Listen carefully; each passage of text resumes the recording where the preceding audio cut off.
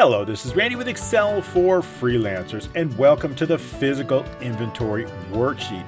In this week's training, I'm going to show you how to create this incredible inventory worksheet, complete with barcodes, pictures, navigating between previously saved adjustments. We're going to be able to filter based on any type of heading, including this, and we're going to also be able to sort based on any type of field in just one field. It's going to be incredible training. It's all going to be from scratch, so I cannot wait.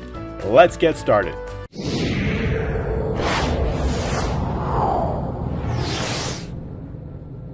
All right, thanks so much for joining us this week. I've got a really fantastic training. Counting inventory is a critical part of any business. You've got to know how accurate your inventory is. Adjusting that inventory is really, really important. So we're going to show you how to create this inventory automated worksheet, so it's going to be easy. We're going to be able to print it. We're going to be able to adjust it.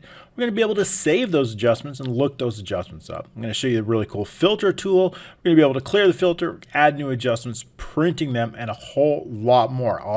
Also how to insert these barcodes, pictures. So I hope you'll stick with us. We're going to do it all from scratch. So I'm going to show you every step, every line of code, every format, and every formula. So I hope you'll stick with us on this training. I do really appreciate you sticking with us. We are here every single Tuesday. Now, this workbook is absolutely free. All you need to do is click the links down below using your email or your Facebook Messenger, and we're going to get that sent over right to you. I do appreciate these. One way to support us is to do it with our Patreon platform. In fact, just last week, I created an update to a previous training where we had this local business directory. Now, for our Patreon members, we got to now review. So we added this training last week, but we added this really cool reviews feature so we can automatically look up all the reviews on a per business and create this really cool pop-up. So if you like this additional feature, that is one of the many features. Every week on our Patreon platform, I create these applications and then update them on our Patreon based on your suggestions. If you want me to add a feature,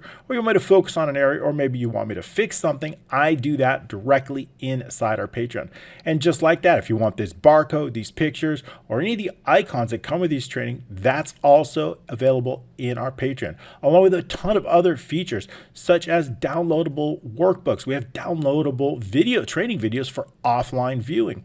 We also have PDF codebooks and a ton of other features. So I hope you'll check us out there. I'll include the Patreon link down below. I hope you'll see us there. All right, great. So let's get started on this training. This is a sample. This is what we're going to be creating. This is what we're going to be doing. Just so you know, I'm going to put this away and we're going to start out with a blank sheet. So we'll go ahead and save it. This is the sample. I'll close this up and we're going to focus on this sheet here. This is where we're starting out, so we know. Now, I did add a little bit of data in here, so let's just show what we have. This is where we're going to put our physical inventory worksheet. Of course, we have some data, and that data is going to be items, right? So our item list includes item name, type, and all the parts, purchase, sales description, cost, and so on and so forth, quantity and stock.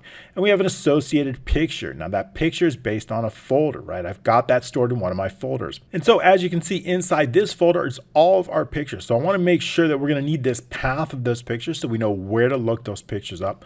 The names of these pictures are associated exactly with the names inside the picture, right? So that when you get this file, if you decide to join our Patreon platform, you'll get these pictures and you can test it out. So it's a great way to test it out. All right, we also have the adjustments. What are the prior adjustments, right? We've made an adjustment, we've adjusted it. What is the date that we made that adjustment on? And what was the total amount? So we've got to keep that. We also want to know what items were adjusted inside that. So the individual items on the adjustment, we've got to keep track of those. So each adjustment comes with an ID. So this was all part of adjustment ID 1. These were part of adjustment ID 2. And these were part of 3. So we need to keep track of each one. I need to know the adjustment date. What is the ID of that? What is the actual quantity, what it was changed to, right? And also want to know what row is associated. That's the database row. We're going to get into this a little bit later on. Okay, so let's start creating this from scratch now. And what I'm going to do is I'm going to take those first two columns and just going to color them gray because I want to make sure that those are used for admin purposes only. So we'll color those gray. And the first 5 rows, we'll give those a little bit of a different color because I want to, let's drop this down. We're going to be doing some formatting work. I want to put some formulas and some codes in there, so we want to differentiate that. We're going to use this as our header row. I'm going to give this a little bit of a darker color because I want to put some headers in here. So I'm going to have our headers run across row 6 here. Put the title up here. It's going to be called the physical inventory. Or let's put the title up here. I've already done a little bit of formatting, as you can see. Inventory and then worksheet. Okay, that's what we're going to give it a name. And then what we'll do is we'll put some buttons and an icon here. I do want to give it a nice background shape. And then what I want to put is some headers in here. So here I'm going to have the item ID. Then I want to have the picture here. So it's going to be hidden. I just want that picture name here. I'll skip there. And then I want to put in the item name here, the part number here. I'll put in whatever category here. Here we have. And then what I want to do is I want to put in the sales description, this long one, sales description. We can put in that. We have enough room to spell it all out. That's fine. Then we'll put the item cost here. Next up in column I want to put the quantity in stock. I want to know how many are actually in our current stock so we can compare that. Then I want to put the barcode so we can scan those in using a scanner if necessary. The picture will go in here. In column L, we are going to put the actual quantity. Okay, so that's going to be the adjusted. Then in M, what I'm going to do is I want to know the value adjusted. So I'm going to put a formula in there. We're going to call that the value adjusted, right? So we know the value between what is currently there and our actual amount. I want to put the item database row, item database row. That's the database where it's located in the item there. And then if it's been saved already inside our adjustment item, I want to put that row in there, adjusted item database row. I'm going to put that in column O. Okay, so what I want here is the item database row. That's going to be the row that's located here. It's actual row. The other one is going to be the adjusted row here. So I want to know what row it's in here. Great. So that's basically what I want for our headers to be. We'll give that a little bit of a color here. And so I'll just only these parts. So I'm going to right click and then format those cells. Then we'll just use a theme here in this one. Maybe we'll use this one right here, this darker theme here. And then just as we have it, actually we'll go with a fill here. And then what we'll do is we'll do a fill effects and we'll do a 2-color fill effects here. So we'll go from this one to the light one, or the light one to the darker one. That should be fine so we can see that. Because I'm going to have a top header too. So we're going to do that. And then in that top header, I'm going to put, I'm also going to call that, we're going to call that the physical inventory worksheet so that we can see that on the printout. So I'll go with this, a little bit of the darker, that darker theme. So we're going to use the same color theme, but just a little bit of the darker one here so that it blends in properly. Click OK. All right, so what I want here is the name probably right around somewhere around here. We're going to call this the same thing we do, physical inventory worksheet. And now what I have there, we'll just put some borders around all of it so it's nice and clear, and then we'll clear some borders out because I don't want them all. Format those cells, and then I'm going to do some borders. We'll do this brown color. Let's bring this up so you can see it. I'll give it this, keep it the same theme, which is this brown color here, and then I'll just color it that thin border all the way around in the inside. And I want to remove a few of these borders here. These borders we don't want to see here, so we'll keep those up. I don't want to merge and center these, so we'll just remove the borders from here. That should be sufficient. Not there. And that should be sufficient there. Okay, so we're good to go. We got our little color. I also want to give this a nice background. So I want to go into the page layout and give it a background. So when I select background here, I've got a white paper background here. That's kind of a cool. So it gives it this background. So now it's kind of a nice. And I also want to remove those grid lines. So back into the view here, and we want to move the grid lines so we get a nice look. We're going to put some button sets up here. I'll put an icon here. So let's go ahead and add the buttons now and add the icons after, because we want to make sure the buttons are below the icon. So we'll add some shapes here. I'll use a rounded rectangle corner here, and then I'll give it a height of about 0.3, let's say 0.31. That should be sufficient. The width is, and we also want the font in white. So we're going to call this clear filter. And then what we'll do is I'll just place this directly in the middle here and then on the right. And then we have space for icons. So that's pretty good. And then what I'm going to do is I'm going to use Control D. I'm going to duplicate that. And we're going to call this, the next one, we're going to call this new adjustment. So this one's going to be our new adjustment. We're going to use that when we want to create new adjustments. You saw it work in the sample. So new adjustment, and we'll set the width so we have space for the icon. And I'm also going to duplicate this. We need to print it out, right? So we're going to use Control D, print, and then worksheet. So we've got to print it out. Again, one more duplicate. I want to now save it. So we need to add one for save, call this save adjustment. And then also what I want to have is I want to have some navigation, some arrows. So again, we're going to insert a shape. This time we're going to use this arrow here. We're just going to create an arrow, but I want to save room for some text. So I'm just going to use that up like that. And something like that would look a little bit good, but not quite that much. and then a little bit down like that. So what I want to do in this case, we can zoom in if you want to set the size right. I want to call this previous, so we'll do PR previous, and then I'm going to make it a little longer so it fits all the text in here, not previous. So now that we have that button, and then I want to do also, I'm going to center this here just like we did here, just like we did with the others, and that looks pretty good. We can reduce it a little bit, and then the next one's obviously going to be called next. So now I don't want it, if you see I want less spacing around it. So what I'm going to do is I'm just going to right click, I'm going to format that shape before I create the next one.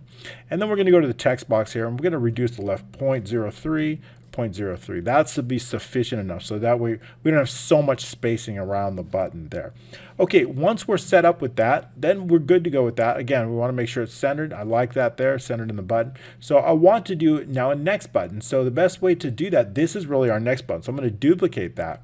And then what we want to do is we want to call this one here. Let's move those out of here. I want to switch those, right? So our previous here is going to be aligned. What we're going to do is we're going to rotate this. We're going to flip it horizontal. So our previous looks great. Now all we need to do is set our next, move it over here, and set our next one here. Change this text to the next. So now we've got our navigation buttons here. So we're going to change this to next. Okay, so all we want to do is line it up. So I'm going to grab my selection tool here. I'm going to line all these up here, select them, and then we're just going to make sure that they're all in the same line. Okay, that looks good there. I like that. We'll undo the selection tool here, and then just move these a little bit closer there. So we're going to be able to navigate between previously saved ones using the next and previous. So we'll save an adjustment. We'll print the worksheet here, new adjustment, and we're going to clear the filter. Okay, so now we're ready to add some icons here. So I've got some saved up, so all we're going to do is insert pictures here. And then I'm just going to select, holding down the control, all these icons that I'll be using inside here. And then just click insert. Okay, obviously they need to be sized, so we're just going to set 0.2, going to be the default size, except for that larger icon that we're going to use for the shape. So I'm just going to drag them over here. That sheet icon, obviously I want that bigger, so that one's going to be bigger here. That looks fine. That looks sufficient for us. And now I'm going to move these buttons up, but let's put these icons here. So I'm going to have this clear filter button. You can barely see them because it's white on the right. I'm going to have this one. Let's take a look at that. That's our print. So we're going to bring it over here. This one's for our new one. I know it's white. You can barely see it. This one, I'm going to use that for the clear filter. So that one, right, we're going to clear the filter. So you're going to use that recycle bin along with the filter. So I'm going to cut that in half the size. And then we're going to drag it down here. So so that's the clear filter. We're using two icons for that. And then another one we have here inside here, we have the save adjustment. So let's pull that up, zoom it in. Here's that checkbox here. Almost can't see it there. All right, we're good to go on that. So I like that. So now what we're going to do is we're going to group these buttons, and then we're going to size them accordingly so we can zoom out. And now what I'm going to do is I'm just going to hold down this, and then I'm going to center that, and then I'm going to group them. I'm going to do the same thing for each button here, making sure that they're both centered and then both grouped. And then we're going to do the same thing for this, center it, and then group that. Okay, so now that we have all of our buttons, I'm going to keep the clear filter a little bit over to the left, but I want to space these accordingly, although they already are. I'm going to hold down the control, and I'm going to go into the format, and I'm going to do line. And then what I'm going to do is I'm going to distribute horizontally. It's going to include the spacing there. Okay, I like that. Everything's looking good. We've got everything grouped here. We've got to group this one too, so I'm going to hold down the control, making sure to select each shape inside there. And then what we're going to do is we're just going to be able to group that. Okay, so now we've created our buttons, and what I want to do is I want to have some filters up here. As you saw, I want to have this is going to be called filter by, right? Not goodbye, filter. Okay, so we already have a drop-down list assigned to that, as you can see, but I'll go ahead and walk you through that. And then we'll also, I want to have this one called sort by. Then I also want to know the total adjusted, so I want to know that. So the total adjusted value. So I'm going to put it here, total adjusted value. And then I'm going to right justify as it already is. So that total adjusted value is going to go directly inside here. All right, so that's going to be sufficient. So this one, so let's say sort by this one, and our filter by should be colored in white. Those are going to be user entered, so we're going to color those white. And then I'm going to format those using our same border that we've been using consistently. And then I'm going to use a dotted line on the left side, and I'm going to use the solid on the top, right, and bottom. Okay, it's already on the bottom. Okay, I like that. That's going to give it. Now, according to this, we just want to use the filter by and this, and not this one, the filter by, the sort by, and the total adjusted value here, I also want to give those, format those cells. So we're going to use those borders. We're just going to go all the way around here and then use the dotted on the right side so we're consistent, and then we're going to click OK. All right, so I like that. This total adjusted value right here, I want to format that cells. I want to put the border on top, but I don't want to put that one in white. That's going to be a formula, so I want to make sure that that doesn't go white because the user will not be entering anything in this adjusted value.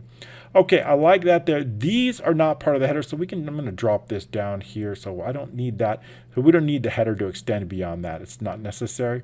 So, all right, we're good there. Let's save our work, and now what we're going to do is we're going to just continue. We can bring these button sets up a little bit so that they're balanced, but I think we're good to go on the original design. I do want to add some conditional formatting in here. As we add data in here, we want to make sure to do that. So I'll do the unselection, just bring these up a little bit here, and then we can, all right, they look good right there. All right, so what I want to do now is I want to make sure that we're going to add in data, but let's add some information inside here. Okay, so how are we going to do that? Well, what I want to know is I want to know what sort column. This is going to help us when we know which column. We'll be using this for this, so I want to put a sort column based on that sort.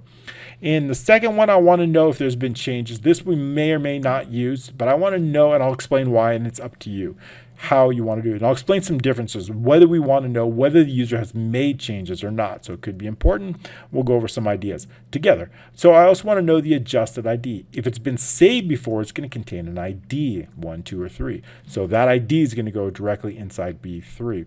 Also, I want to know if it's been saved before. I want to know what row, adjusted ID row. I'm going to put that here. And I also want to know the next ID number.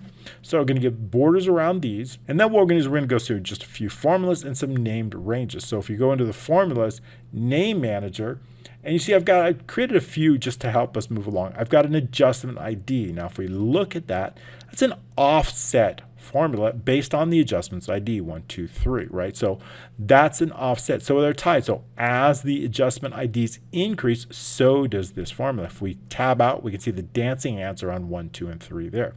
I have the same thing for item ID. I want to know, created all the item IDs, and I also have an entire one for the item data. We're going to be applying that item data, and I'll show you. So this named range item data encompasses all 16 columns of all the item data and has many rows as we have. So it's an offset formula using a dynamic number of rows using count A and all 16 columns. So this particular named range encompasses all data. Okay, I don't do that too often because we then have to set the columns, but sometimes it's important, and I'll explain why. Okay, so we're going to the data, as we enter the data is going to come in here. In other words, as we list all the items, it's all going to come in here. Item ID and picture are not important as far as the picture name or the item ID, so those could be hidden, right? So the item name, this is important. The part number, everything else here is important. And so what I'd like to do is I also want to have a picture folder, right? If we're going to be adding pictures in here, remember those pictures? We need to set a folder. Where are those pictures going to go? So I'm going to put that directly inside. Let's say, I'm going to put in the picture folder. And then I want to have that picture folder here, that label here. So I'm just going to copy the formats here. I'm going to use the same formats here. Paste special, and then paste those formats, not the validation, but just the formats. So we have that here. So what I want to do is I want to put that file. Now you can add a browse button. You could browse for the folder, but it's relatively the same thing as doing this. So all I want to do is take that full file path. I'm going to copy that, and then I'm going to paste it directly inside P4. Okay, so now we have our full file path directly located in P4. So once we have that, we're going to be able to map those pictures to that specific folder. All right, so then we can get a full file path using the picture name. Now that picture name is going to be here. That combined with this folder will provide us the picture, and then we can place that picture directly inside here. But I also want to add some conditional formatting. As I add name, whether it's based on here, as I add item names, I want conditional formatting here based on that. So how are we going to do that? Well, the first thing is I want to place all of those, let's say all the way through M and down. I'm going to add some conditional formatting. So I'm going to go into the home, and then conditional formatting. I'm going to add a new rule. It's going to be based on a few conditions. So it's going to be based on what conditions? Well, it's going to be based on two conditions. I want to know is there a value in column D, and is it an odd or even row, because I want to color them accordingly. So it's going to be based on and equals and what is the first one? Is there a value in D and the row? But it's not only row 7, it's every single row that we're applying it. So I'm going to remove the $sign, the absolute there. And so I want to make sure that that is not equal to empty. And I also want to make sure that it is an even row. So in this one, I want even rows. So that's mod formula. We're going to use that.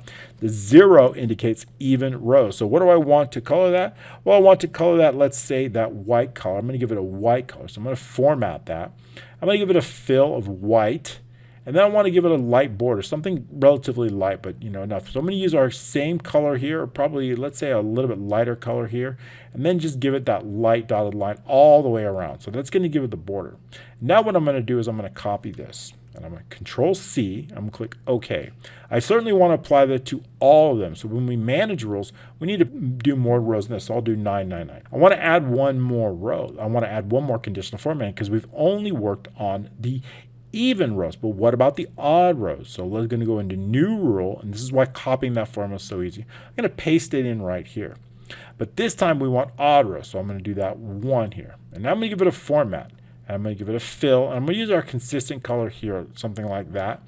And then that's it. And I also want to give it the same consistent borders that we did with the other one. So I believe it was this color we used here, and I want to go all the way around just like we did here. And click OK, and click Apply. Okay, and click OK.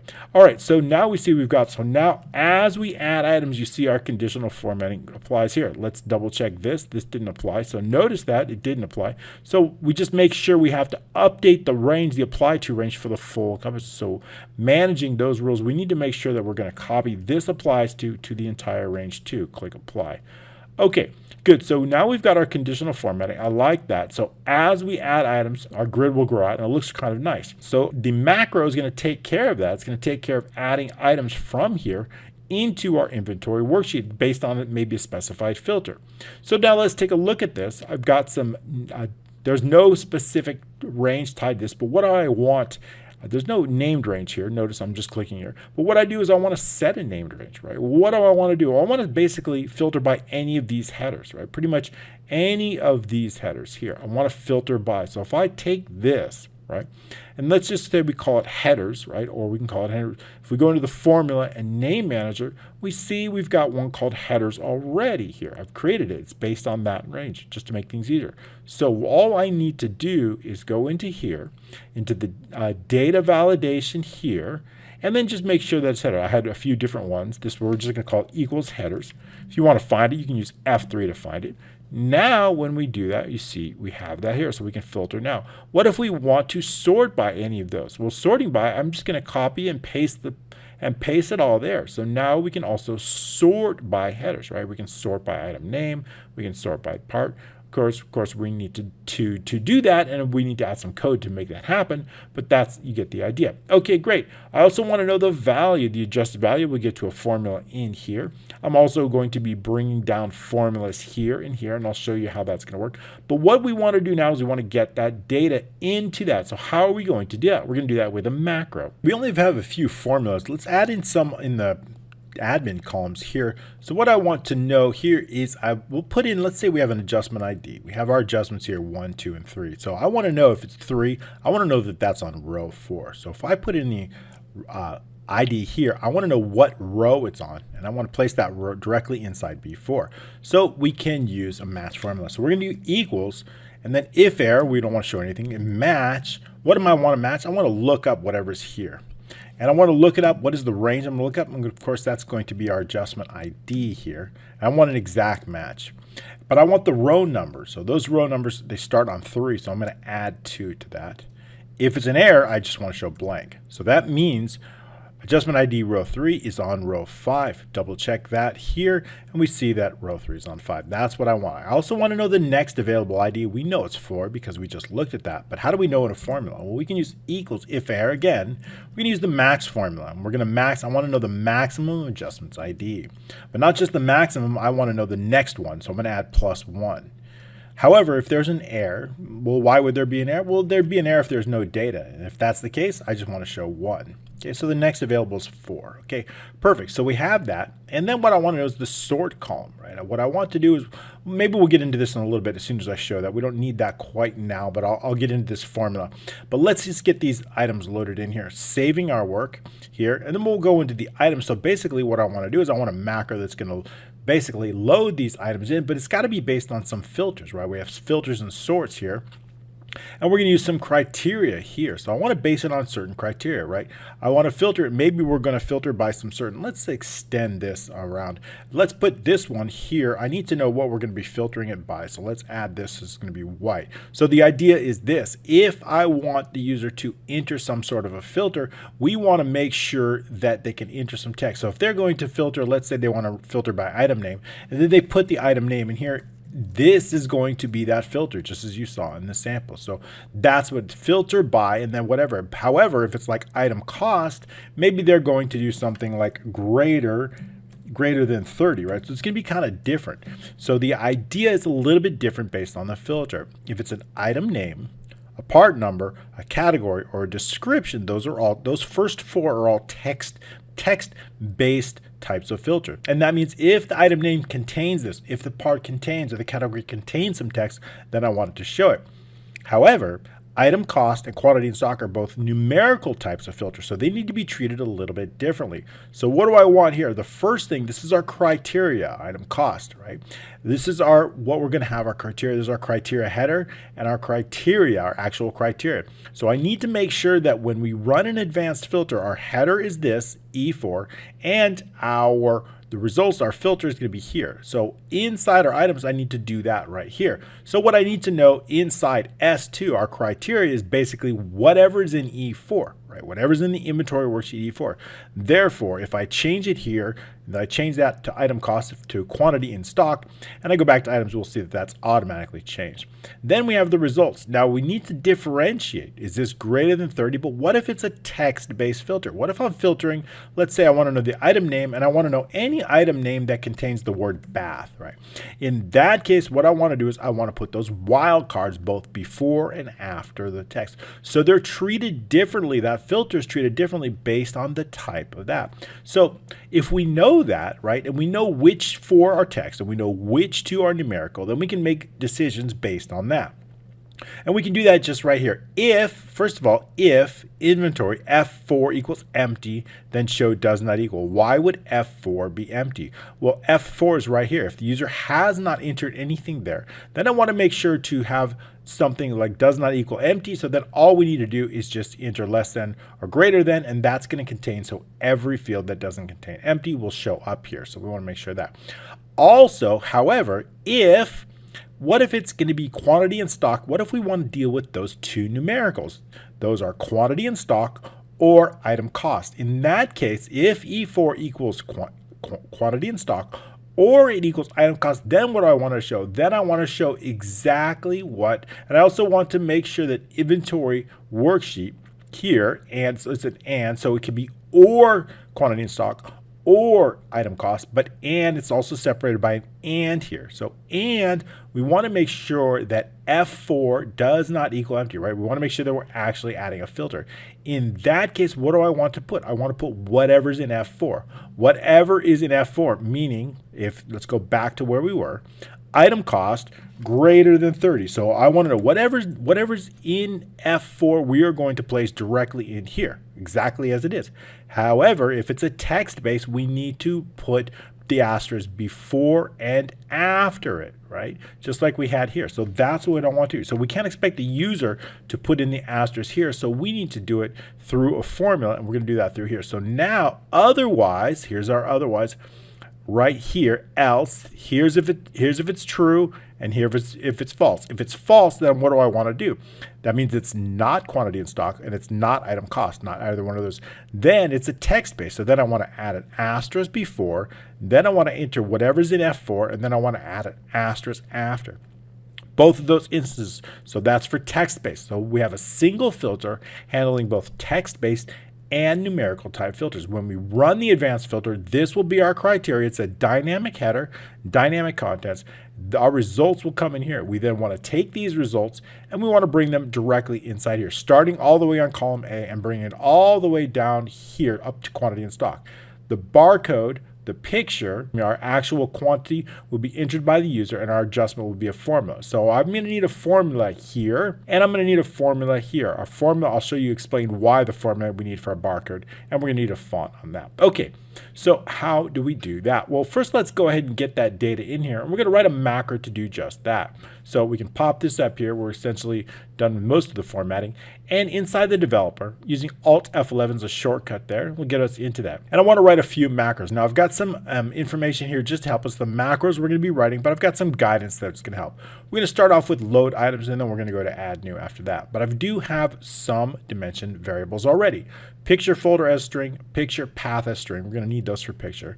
For last row, the item row, last results row, adjustment database row, adjustment row, item database row, adjusted ID is long, and the sort column is long, and then the picture shape as a shape. Great, so let's focus on this second macro here, and that's going to be the inventory adjust and load items. So this is where we want to load all the items based on a filter, and then we're going to sort it accordingly, right? We want to sort it, we're going to also have to add in the sort. So let's go ahead and do it. We're focusing primarily in the beginning with the inventory worksheet. So with inventory worksheet. Just to make sure you have the sheet right, put the dot. If the IntelliSense shows up, that means we have the correct sheet name.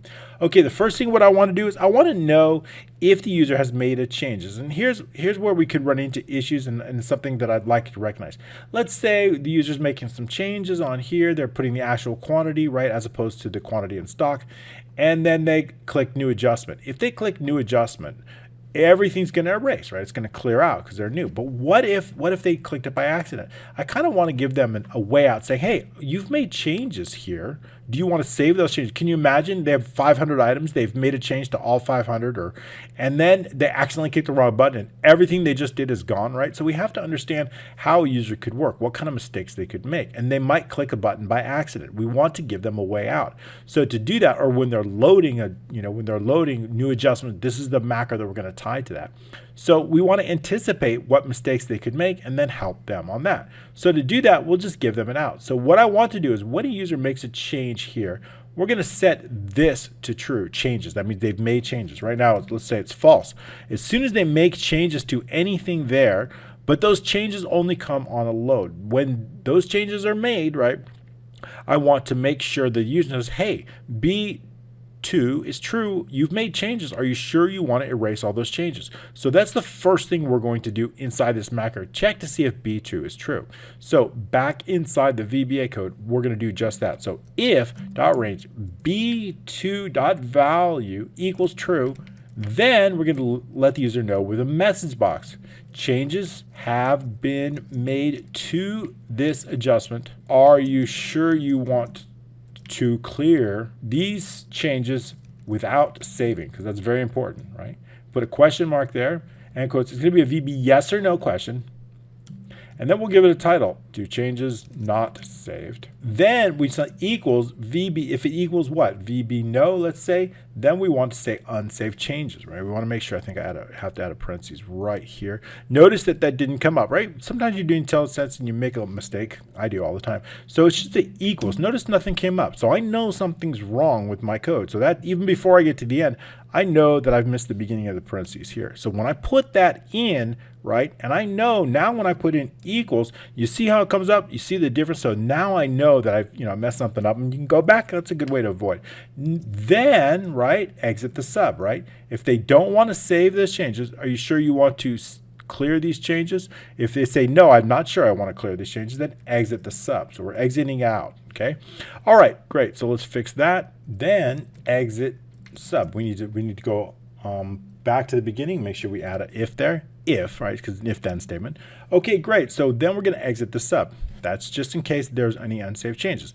Okay, now we can continue with that. The first thing what we want to do is you notice that there was pictures inside that. So we want to make sure that we've cleared all the pictures and cleared all the data if there's any existing pictures. I also want to turn off screen application making that updating to false. So application screen updating equals false. So we're going to turn that off, and make sure before the end of the macro we always want to turn that on. So we'll just application, and we also want to make sure there's no exit sub. Screen updating equals true. So what we don't want to do is exit the sub anywhere inside here without actually turning on this. So we got to be careful of that, okay? All right, so let's continue on. So once we turn that, I want to clear all the existing data. So to do that, we're going to do dot range, and then we're going to do clear which data. So let's do this. Which data I want to clear? A7. We're going to start out the top row all the way through O, and then a large row O, and then we'll just go 999. That'll be fine. Okay, so we've cleared that, and not value, but dot clear contents. Okay, so we're clearing out all the contents. So we don't want to use clear. That would clear the formats out. Clear all existing data. Once we have that, now what I want to do is I want to remove the existing pictures. And I want to give them a specific name. Once I assign those pictures a specific name, I can remove them based on that specific name. Now, you'll see picture shape. I've got that as a shape. So we can use a for each loop. For each pick shape in, right, dot shapes, right? So for every next picture shape, close our loop. Okay, so inside that loop, what do we want? I want to check for a specific type of shape. I want not every shape. If, using inString, in this case, picture, we'll call it picture shape dot name. We're looking for a specific name. And what am I going to look? I'm going to call it item pick. Okay, if it's greater than 0, meaning it does that is inside the name, then I want to delete the shape. Then pick shape dot delete, right? Delete picture shape. Okay, so that's all. That's going to delete all the picture shapes. Let's just fix that up. Don't forget the then. Don't forget the then is greater than 0. Then okay, now we got it correct. Okay, so now that we have that, what I want to do is I also want to set a start column. Now, what is that start column going to be? Let's add that in. Well, first of all, we haven't done it yet, but I'm going to show you exactly how that is. Okay, so we're going to set the sort column. The sort column, I don't know what column, equals dot range. Let's just set it to B1, and then I'm going to add that formula in the B1. That's going to be our set to sort on. Set sort column. Okay, so the idea is this. Once I have the data inside here, inside our results, I then want to sort it based on those results. So we're going to run our advanced filter. We're going to get all of those results. And then I want to sort those results. Now you notice that our first possible sort is item name, right? The first possible one, when we sort, right, the first one is item name. Item name's right here. I want to sort based on that. So if they choose item name, that's going to be our first one, right? Our first one. So remember, we have a name range called headers. So if I use, so let's say equals match, we'll wrap it around if error, which I always like. We're going to run a match, right? And now I want to match. So I'm looking up what they've chosen here. I'm going to base it on headers, okay? And I also want an exact match. If it's an error, just show blank. So, right, if they show name, if the part number is going to be 2, category is going to be 3. Okay. However, I don't really want the 1. What do I want? I want to know what column we're sorting by. For example, item name, what column is this? If I look down here, equals column, I know this is column 30. So we're going to sort by column 30. How do we get column 30 from item name? Or how do we get column 31 from part number? Well, all I need to do is add 29 to this. So if I go here and I hit plus 29, I will always know what column we're sorting on. If we're sorting by item name, it's going to be column 30. And if it's going to be part number, it's going to be 31. Great. So now I know what column. That way, when we get our results here, we have already filtered them. I want to know what column to sort on. It's going to be one of these columns right here. How do we know which one? So now we've got the column and I know the row. So we're going to set that into a variable just like we did here. So B1 is our sort column number. So we've got that. We've put that into a variable inside our code. So we've done that already. Now continuing on with the code. Sort column. Once we have that, that's it for our worksheet for a while. We're going to work with the data. So, right, I want to work with the data. So we've covered everything for our inventory worksheet for a bit. Now what we're going to do is we're going to focus on the data. So that's our item data. So with items, just to check, item data, that's what we're going to do. First of all, I want to know what the last row is. The last row of the data is going to be based on and Excel up. Okay, so our last row of data. I used AutoHotkey to make that really fast. AutoHotkey is a free software. You can get it. Okay, so what if our last row is less than 3? Then we're going to exit the sub. There it is again. Be careful of this. Exit the sub. We can't. So let's say we don't want to exit the sub. We got to make this true. So you can go to something like this. Then go to something like no data, right? Then what you do is you put no data up here. So everything is skipped, and we can skip to that. So be careful, right? We cannot exit the sub without updating this. Now we could say then and then put this in here, then copy this and put it here, and then use an end if, but this is a little bit quicker, just easier. Okay, great. So we have that. That means there's no data, and we'll do that with the results too. All right, so we've got our last row. Now we're ready to run our advanced filter. So our advanced filter is going to be, all right, right here. So once we have our advanced filter, where are we going to run this data? Let's take a look at the data. I'm going to bring this down and take a look directly at that data. Inside this sheet, we're going to start it out on, now notice we have a blank column here. Why do we have a blank column here? Because our results also contain a blank column, column C. So I want to bring all the data over into one shot. So if I've got a blank column here, item ID, picture, blank column, I want our results to match that, item ID, picture, blank column. If our results contain a blank column, so must our original data. Our original data must contain a blank column. So how do we do that? We're going to run our original data all the way to Q because it contains a blank. So it's going to go all the way from A2 through Q in the last row. So let's write that inside our code here so we can update that. So all the way from A2 through Q is going to be our last row. Once we have that, what about our criteria? Our criteria is going to be S2. I use AutoHotkey to make that quick. Through S3, that's our criteria. What about our results? Our results are going to come directly in all from AA through AJ, AA through AA2, all the way through AJ2. So we can update that inside the code right here. So AA2 through AJ2. All right, so now what I want to do is I want to determine the last results row of our results. So how do we get that? So last results row is going to be equal to, not AA, oh yeah, it is AA, that'll work. AA, okay, that's our last results row. Right. What if it's less than 3? If our last results row is less than 3, then we know that we have to exit the sub. Again, not exit the sub, but go to no data. So we can copy this and go to no data, right? If there's no results, if it's less than 3, that means we have no results, so we cannot continue on. Okay, so now that we know we've got results, what I'm ready to do is bring over those results. But before we do that, we certainly need to run that sort, right? We have to sort data based on whatever the user has decided. Okay, so now we're going to run our sort. So we can put a comment here, run sort. Okay, so with dot sort, we're going to run that sort, and everything we're going to do is inside here now. So with the sort, what do I want to do? The first thing what I want to do is I want to clear that sort. So sort fields, let's bring this up here so you can see it a little bit.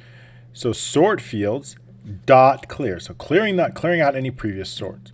The next thing what I want to do is I want to make sure that we're going to add a key. So dot sort fields, then dot add, we're going to add a key. So what is that key? That key is going to be equal to, we're going to focus on items, right? Items, but we can't use range because both the row and the column are dynamic. So in this case, we'll say dot cells. And what is that row? Well, we know the row already. It's going to be that first row of data. That first row of data is right here, 3, right here on 3. So we know if we know the first row of data is on 3, then we can continue on. So 3 is that first row of data. What column are we sorting? This is where that variable comes in handy. That column that we're sorting is the sort column, the one that we've divided up here. Okay, so we have that. Now what are we going to do? Sort on, we're sorting on what? Values. So we're going to do sort on equals XL sort on values. And then what do I want to do? I want to set the order. So what is that order going to be? That order is going to be based on ascending. XL ascending. Great. And then also want to do the data option. Data option is going to be normal, right? So equals XL normal, sorting on that data. And that's it. So it's going to sort based on user entry. Okay. So whatever this sort. Once we set that, I want to set the range. So the set the range is going to be equal to the items. We need to call out that sheet because we're inside a sort with. Dot range. Here we can use range because we know it's going to be AA3, and then all the way to the end, our last one, let's take a look at this so we know the last one here. AJ, so AJ is our last row. I'll bring this up here all the way to the top. Okay, so now we've got both our sort range, so AJ and what? What is the last row? And the last results row, last result row. Okay, so great. So now we've got our range that we've set, and now we're just simply ready to apply it. So dot apply is going to be our range. So now we can apply it. So that's the end of our sort. So that'll automatically sort it. Once it's sorted, we are then ready to bring in our data. So let's do that right now. So we're going to bring in the data. So we're going to focus again on our invoice worksheet, invoice worksheet. Then what range do we have? We're going to start, of course, in range A7. That's our first row, A7. And where's it going to go? All the way through J and the last results row plus 4. And last result row plus 4. Why are we adding 4? Because our results here start on row 3 here, right? And our results start on row 7. So we need to compensate for that. So we do that. Dot value is equal to, based on our result data. So our result data is going to be dot range AA3, same as our range, A3, all the way through AJ in the last results row and the last result row. This is going to bring over our data. Okay, bring over data. But not everything. We still need to bring over a little bit more over data. So what else do we need to bring? I need to bring over the item database row. So bring over item data. But also, what else? So that's going to bring it all the way over from A through J, but we still have one more to come, right? So here's our information. It's going to bring it all the way over from A all the way through J. So the barcodes here, or A through I, actually, sorry, A through I here. So once we have that in stock, I also want to know the barcode is going to be generated, the picture, the actual quantity, the value adjustment. That's all. We don't need that. But I do want to bring in this item database row in column N. So let's do that. So it's going to go to I. Quantity in stock is I. So that's the last one we're going to bring. Barcode will be generated using VBA. So no problem on that. Okay, so how are we going to do that? Well, we can just update that with one more item. So this is going to be I, not J. All right, and it's going to come all the way, making sure that we have that here and through I. And our last column is J. So that row AJ is going to be brought directly over inside here, N. So let's do that with one line of code. So all we need just to bring over, we can just copy the existing one and make the other adjustments. So let's just copy this so we can do a little bit less writing, paste it in here and update the arrow. So right, this is going to come directly from this. This should be I here, and this should be J, and this should be J. Okay, so it's J, AJ through AJ in the last row. So we have that, it'll bring it over, and it's going to go directly into N, column N. Here's where it's coming from, not A-N-N. Okay, so we have that there. So now what we're going to do is all just that column. This shouldn't be AI. This is, correct, I, it should be just I, not AI. So A7 through I in the last row, that looks correct. All the way through AA through AI, and then N7, going to bring J. So that's going to bring in all of our data. Bring, the last one is going to be the database rows. Bring over item, database row. Okay, so that's it. Let's saving our work. Okay, we're going to run this as a test and see how it goes.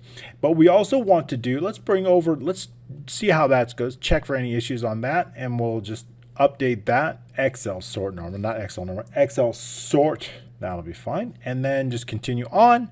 And okay, let's take a look inside our original and see how we are. Okay, let's take a look here. We've got our IDs here. We've got it based on our results, based on the bath, right? We had a filter set up, so it's only those results. Part number, assembly, bathroom, closet. Okay, so let's get that barcode in there. Now to do the barcode, what we really want to do is use a barcode font. Now I've provided one already. In fact, I'm going to use what's called Free 3 of 9. Now if you want to use that, I've got this barcode font called Free 3 of 9, and I'm going to supply it inside. If you don't have it, it's free, of course. You can download it from the internet, or I also have it available on Patreon, so I'll make sure to include that Free 3 of 9. And if I use that as a font here, it works great. But what I want to do is I want to make it based on that part number. That barcode is going to be based on that barcode. Now, using Free 3 of 9, to use it properly, we need to add an asterisk before and after it. So for example, equals, right, and we do asterisk, let's put it in quotation marks, asterisk, and then what we want is another end quote, and we want the part number, then and we want another asterisk in there. So it's got to be separated by asterisks. both before and after, and that's going to get us our correct barcode. This is correctly read. But what I don't want to do is I don't want to have this formula. I like to be able to clear it out. So I want to put this formula somewhere where I can bring it down. So that's what I'm going to do. I'm just going to copy this formula here, and I'm going to paste that directly up here. Paste it directly inside here. And we're going to show, now let me clear that. I've got a format here, but I don't want, I'm going to put general because I want to show it to you. I already had it. There we go. I'll show you how to hide that. Okay, I also want a formula here. I want to know the value. Right? We're going to put a picture here. If, for example, if the actual value, let's say I've got 1 here, or let's say I have 2 here, but our quantity in stock shows 0, I want to make sure that we reduce our value by how much? What's the value adjustment? So it's going to be basically a formula to do that, right? It's our total equals, so it's basically this equals this minus this, so our current quantity minus our quantity in stock, multiplied it by the price, right? By what is the price here? So the price is this cost here. So that's going to get us our actual adjustment, right? If we show we have 4 in stock, but our actual quantity is only 2, that's a loss of $798, right? So what I want to do is I want to take this and I want to place it inside here, place it inside here, basically all the cells. But again, I don't want to place it. I want to be able to clear out the data. So how do I do that? Well, what again I want to do is I'm going to place it directly up here, and then I'm going to use VBA to bring it all the way down. So I'm going to copy this here, and I'm just going to place that directly inside here. And again, what I want to do is I want to show this. So here's what it should like. So how do we hide this? Now we've used conditional formatting to hide in the past, but what I want to do is I want to hide it. So I'm going to hold down the control, and I'm going to give it a custom format, just like you saw a minute ago, but you didn't know what it was. And we're going to go custom. And then what I'm going to do is I'm going to add a specific format, and which is going to be 3 semicolons. 1, 2, 3 semicolons, enter. And that's going to automatically hide it. Very cool, huh? I haven't used that before. 3 semicolons will automatically hide it, right? Conditional formatting is another way. So now it's hidden. Now we've got those formulas hidden. Of course, you would protect these cells. And so now all we need to do is use VBA to bring down these formulas, and it'll populate both the adjustment and this. That way, as soon as they add in an actual quantity, it'll be automatically updated just like that. And of course, if there's the same, there would be no adjustment. So that's what I want, but I want to do it through VBA. So all I need to do is have the original formulas here, J1. We could do J1 and M1 or J1 through M1. Either one will be just fine. It'll be empty here. So let's do that inside VBA. Let's also add on to that macro, bringing those formulas down. So let's get on that, do that right now. So back inside our macro here, I'm going to bring down those formulas. So we're going to call this add in those formulas for both the barcode and the totals. So we can do that. So we're going to focus on the invoice worksheet now. So what I'm going to do is, this was based on the items. So we're done with the items. So I'm going to go up, and now we're going to focus back on that invoice worksheet. So with inventory adjustment worksheet here, worksheet. Now we're back on that. Okay, so now back on that, what do I want to do? I want to determine what's the last row of data. Now we know the last row of data is going to be basically this plus 4. That's our last row. I just want to redefine that. Last row is equal to the last row plus 4. Okay, last row, because we're going to work with that last row.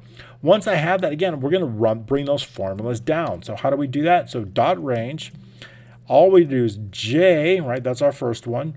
7, that's where it's located here, through M in the last results row. Formula, that's our first row data, through M, and the last row, not dot value, we want formula. Dot formula is equal to what? Equals to, basically, it is J5. J5, that's what it is. Dot range, J5, that's our formulas, through M, although it's really J and M, J5 through M5. That's fine, right? Dot formula. So this is one line of code. It's going to bring down all those formulas automatically to that. Great. So now we have that. We've brought down. Let's go ahead and run that macro again. We can also clear the filter so we can see it. Let's go ahead and clear the filter out. Simply delete this. And then what we're going to do is we're going to assign it to this new adjustment. So I'm going to right click here, assign the macro to the macro we just created called inventory adjustment load. Actually, we're going to do load items. That's the one I want because we're loading all the items. And we're going to click here. So there we go. So now we've got all the barcodes that have loaded here. And we can just double check it to make sure it says E9. That's what I want, E9 plus the asterisk. So we've added that also on here. We've got, now we want to add the pictures, and also when they add the quantity, we're going to say, okay, but we do need to make an adjustment here because we want to make sure that in this formula, I don't want to load those adjustments. Notice it's 0. I only want to put a total here if this contains a value, if it's not. So all we need to do is just make an adjustment. If, right, we can use this row equals empty, then show empty, right? So we don't want to show anything unless they make an error, and then we can just end parentheses there at the very end of the last row. Okay, so now we've got that. So now as soon as I click new adjustment, it clears out those. As soon as I do make a change to that, then it shows. And that's really what I want, essentially. So now we have all of that information there. And so only when they make changes to the actual quantity does the value adjustment stop. So everything but now we just want to add in those pictures. Okay, saving our work. Now we're going to add in those pictures. It's relatively easy. So let's do that, focus on that. So inside here, we're going to add the pictures in. Add item pictures. Okay, so what we want to do is we want to define the folder of that. So how we can do it, but what we can do, it might be even easier. I may add those pictures in, right, inside another macro, right? So because I want those pictures to be added in when I add a few things. So let's go ahead and run a brand new macro. I've got an inventory adjustment, add pictures. So we're going to use this macro, and I'm going to copy this macro, which we're going to fill in right now. I'm going to place it directly right in here. So this macro will run, and it is this macro in which we will add those pictures in.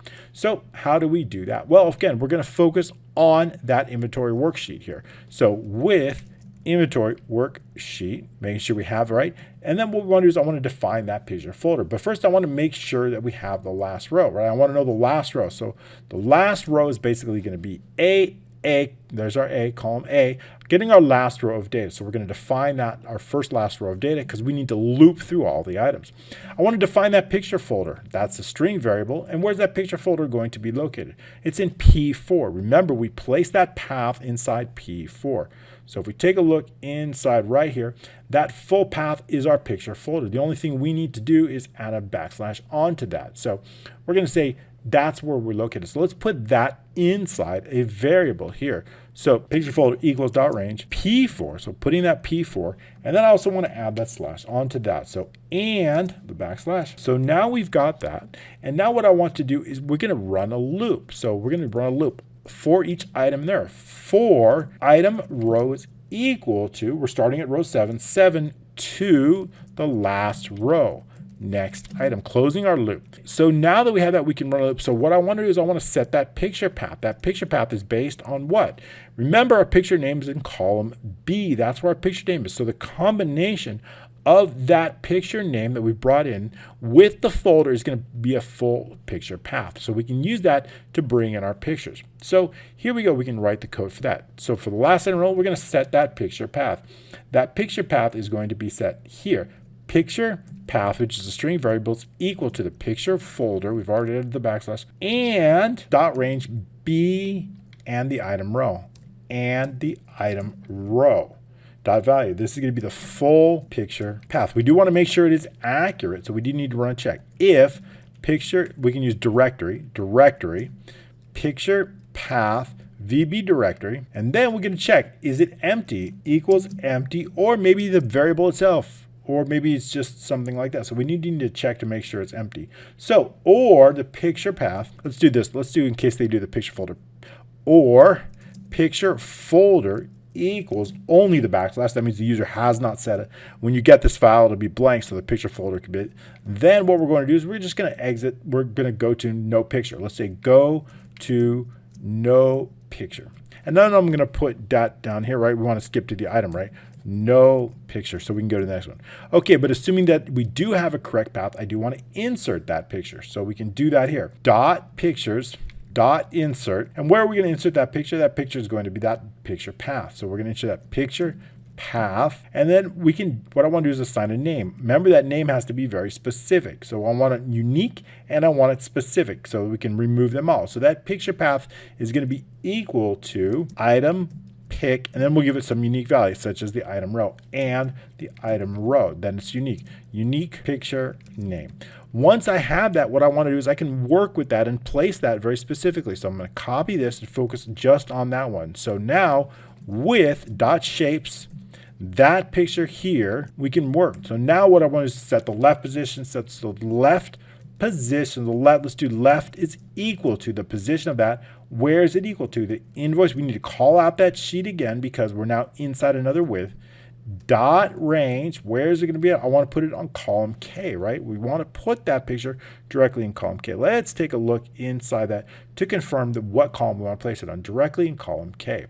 Okay, so we know the column we're going to place it on. So that's going to be the left based on that K and what? K and the item row dot left, but I don't want it right on left. I'm going to add, let's say, some pixels.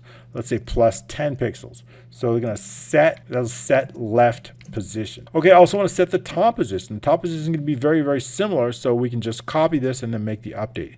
You can equal to the same cell, but the top position of that cell. So we're going to do dot top position, and that's going to set the top position. Okay, also what I want to do is I want to make sure we lock the aspect ratio of that right now. So I'm going to do lock aspect ratio equals, and then true, right? We want to lock it. Sorry, it's a little bit low. Scroll up. Lock the aspect ratio equal true. So it's going to lock the aspect ratio, right? We don't want it contorted. Lock aspect ratio. And I also want to set a specific height. I want to set a limited height. We can't have it too high. Can't have it higher than the row height. So to do that, we just set the limit to that to basically the row height. Okay, so let's do that right now. So the dot height, we'll do dot height is equal to, we're going to base it on the same idea, right? That invoice worksheet, we don't need the double equal there. Same, but this time that same row, we're going to base it on the height of that row, dot height, but I want a little bit less than the height of that, -2. So I want that entire height of the picture slightly less than the height of that row. Set picture height. Very, very good. So we're just going to loop through that. So go end with, and then if there's no picture, we'll go ahead, and then we're going to loop through all the items. Okay, I like that. There we go. That looks good. So remember, we're running this macro right here. So as we save this, we're going to automatically edit a picture. Let's go ahead and save our work always before we run the macro. Then what we'll do is go in here and we're going to run that macro one more time, and we're going to see how those pictures come out. Take a look. All right, the pictures look good. They're all here. They look properly placed, properly sized. All right, I like it. Very good. Okay, so now we've placed it. So now things are really starting to pick up. I don't quite want these in black. We can hide those. If you can, of course, you can hide them using our trick, or we can just we'll make them a lower color so we know that it shouldn't be like this. Let's do something like that color. So we've got our database row. Everything's looking good. We've got our data set. Now we're making sure, let's go ahead and sort by. Let's do sort by quantity in stock, and then we'll click new adjustment. So now everything's sorted by stock. That's looking really good. But what I would like to do is when I change this, I want to run this macro. When I change this, I want to run this macro. Like if I say be at bath, I want that macro to run automatically when I make a change either to F4 or I want to make a change either to I4. But I just want to make sure that those changes are not blank. And that's in the worksheet change event. So let's go ahead and go inside that individual worksheet, this invoice worksheet. And we're going to write some code there, just a little bit. Worksheet based on the worksheet change event, right? It's based on a worksheet change. So we don't need the selection change. So what type of change? So again, if not intersection, let's do that. If not intersection, so we're focusing on then what do we want to do? So let's set the cell. What cell is that? Of course, the first one we're going to focus on is our filter, which is located on F4. So that's the one I want to focus on here. So F4. We also want to make sure that F4 is not blank. So nothing, and range F4 dot value does not equal empty. Then what do I want to do? Then I want to run this particular code. I want to run this macro exactly when we run that filter. So I'm going to copy that. And then what I'm going to do is go back in here, and that's the macro we want to run. Then run the macro. Okay, I also want to do something. I'm going to copy this because I want to do something very similar for the sort. I'm just going to change the ranges on that. The sort, of course, is based on I4. So if the user makes a change to I4 and I4 is not blank, then we want to go ahead and run that. So now when we change that to item name, it's automatically going to run we've already got the filter in here, right? So that already automatically filtered, which I want that. If we do item cost, right, I want to know, and let's do greater than 50, then we can sort the item cost greater than 50. That looks correct. Very good. We got a 55 here, but nothing under 50. All right, so we got that. And also let's set up our clear filter. I want to make sure that we can clear those filters. Clearing filters should be relatively easy. All I want to do is clear the contents of F4 through G4, and I want to clear the contents of, just this, not clear. And then I'm just going to run that filter. So clearing the filter is going to be very, very easy. So let's write that up right now, that clear filter, and then we'll assign that macro. So we're going to go out of this screen and go back into the next one, which is clear the filters. So let's go ahead. We've added pictures. Clearing the filters next. And we'll bring this up a little bit. Relatively easy. This one's going to be super easy. So we can get rid of the extra spaces here. Don't forget, if you like this code, I have brand new PDF code books are going to be available very soon for all 200 of my workbooks. So PDF code books, if you don't know, they're a great way to display this code. So you can display the code, have the live links inside, have an index, have a table of contents. They're really great. Okay, good. So we've got that. Now we're going to end. Let's change that to end with, make sure that doesn't. All right, so continuing on with the clear filter. So we're going to focus again on that particular worksheet. So invoice worksheet dot range. All we need to do is F4, it's a merge cell, through G4 dot clear contents. Then all we need to do is just run that macro, right? This one right here, actually this, I've got that copied and pasted, but that we don't need. So this is the macro that I want to run. So it's pretty much just 2 lines of code. Very, very simple. It is this macro that we're going to assign with that clear filter button. So that's all it does. It's very simple. Once we set up good formulas, we can just copy that. Okay, bringing that down here. Then all we need to do is right click this, assign the macro, paste that in and click OK. Clicking OK clears that filter. Now the cleared filters. Now you see we're showing all types of items here, and we're showing the sort. But the sort still works here. We can sort by part number.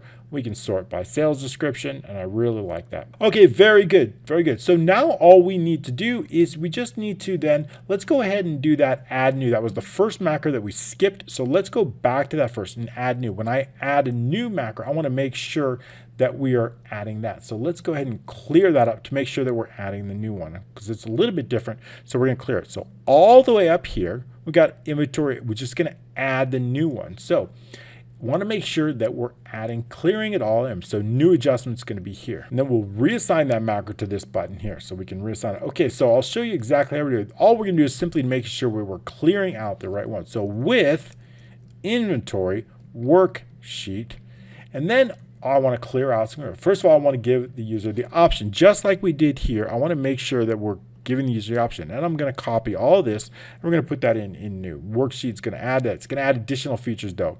Okay, so we probably don't need this on the add new. We don't need that one, but I do want to clear out the contents. But I want to clear out a few more. I want to clear out all the selected, the ID row, whichever one ID, I want to make sure. And then also I want to make sure F4 through G4 is cleared out. F4 through G4, that's our filter. And I also want to make sure that we're clearing out everything from A7. Okay, so basically, remember, B3 is the ID. That ID, it's very important, right, that we clear that ID out. It's a brand new one. And also, we want to clear out any filters that go. And now what we want to do is also run the macro to load the items, and then we'll assign that macro. So the last thing is here, inventory load items here. This will just add this in here, inventory load items. Copy this here, place that directly down here. All right, there we go. So now we've edited it. So now, but I also want to do one other thing. I also just want to make sure that we're going to clear out all the picture shapes. So I'm just going to copy this here to make sure that they're all cleared out. Clearing out those picture shapes is going to assure that we're, and also I want to set changes to false. So dot range B2, that's where we have changes, right? B2 dot value equals false. Very good. All right, so we got making sure that they're false. All right, so let's take a look at that. Now, let's do before we forget.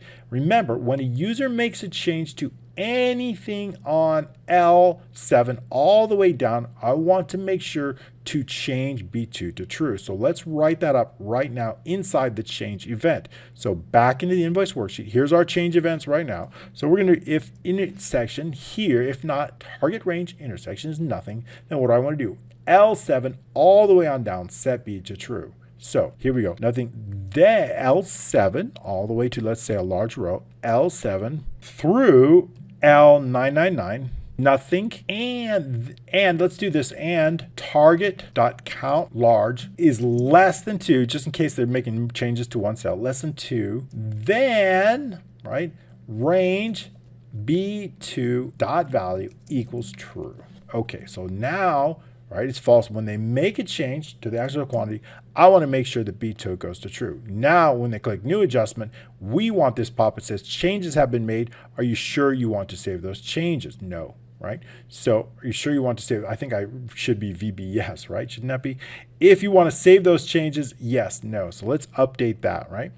Are you sure you want to clear out the changes without saving? It's a little bit ambiguous. All right, so are you sure? Let's update the text here, put in the proper spelling here and here. So once we have that, are you sure you want to clear these changes without saving? If they say yes, right, they'll continue on. If they say no, we're exiting this up. Okay, that should be sufficient. All right, so we've got that. It's working just right. Now what I want to do is add that new macro, right, to this there, because we're already loading in. Assign the macro. This is going to be for the add new one right here. So now it's going to clear it all out. Now it's going to set this to true. So we're going to say yes. Now we're going to say yes, we do want to clear everything out, and it's going to clear everything out, clearing all those pictures, and it's going to reload everything. Okay, perfect. I like that just the way it is. It's looking really good. We just have a few more macros to add, so we're moving really well on this. Okay, so we've got the add new. What I want to do is I want to be able to save it, right? When the user makes changes, right? When they make changes, I want to be able to save those changes all to the database row. I want to know the adjustment. I want to be able to brand new adjustment, the date, the total amount. We didn't add total amount. We do need to add in that. So all we need to do is simply sum the total amount. And we're going to start it here and go all the way down to just a large row here. That should be fine.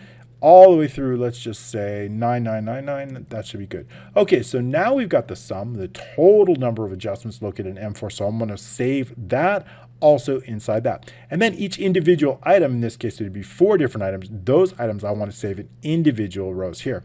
So we're going to run that macro now. We're going to create that macro now, and then we'll run it. Okay, so that is simply called the invoice item save. So inventory adjustment save. That's the macro I want to run now, saving those individual ones. So how do we do that? So before saving, though, I want to make sure that the users actually entered some values in here, right? If they've brand new adjustment and they try to save that, right? If they try to save, let's go ahead and new adjustment. And yes, we do want it. We don't want to save those changes. So if they haven't made any changes here at all, right, I want to let the user notice that they can't save it until they've actually made changes to some of the quantities. So let's go ahead and check that, the first part of the macro. So with inventory worksheet, then what do we want to do? With this worksheet, what I want to do is I want to say use and check to see if there's anything filled in that range. So we're going to use application worksheet function, and I'm going to use the count a function, count a, because I want to count the strings.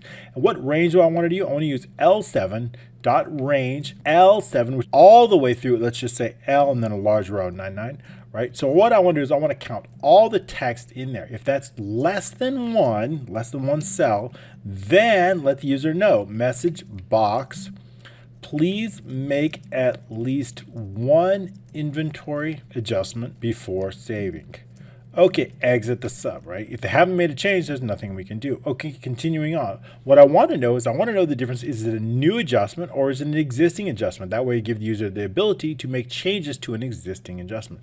So we know our adjustment row here on B4 is our adjustment row. If B4 is blank, we know it's an existing.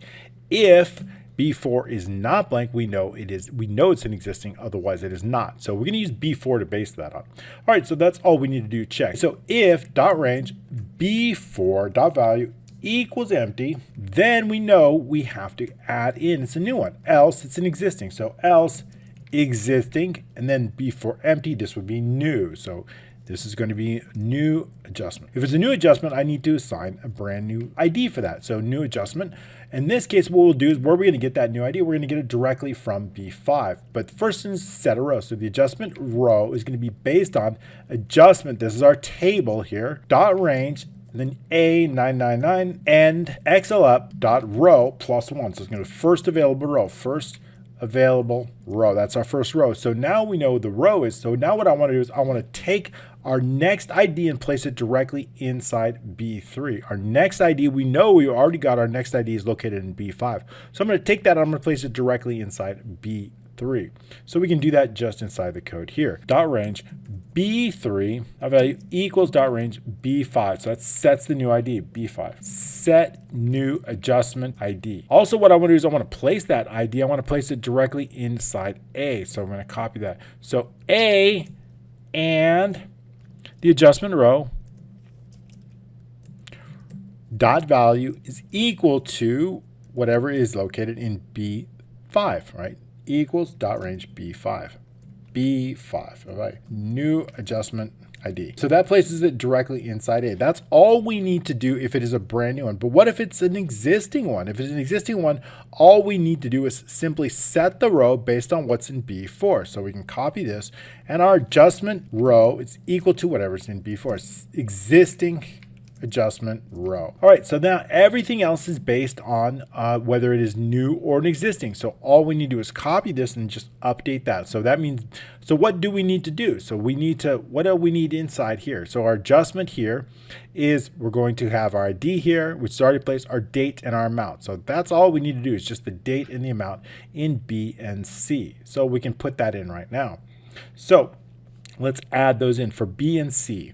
So this is B equals, we'll add that equals the date, right? And this is set current date, and that's not going to go in A, it's going to go in B.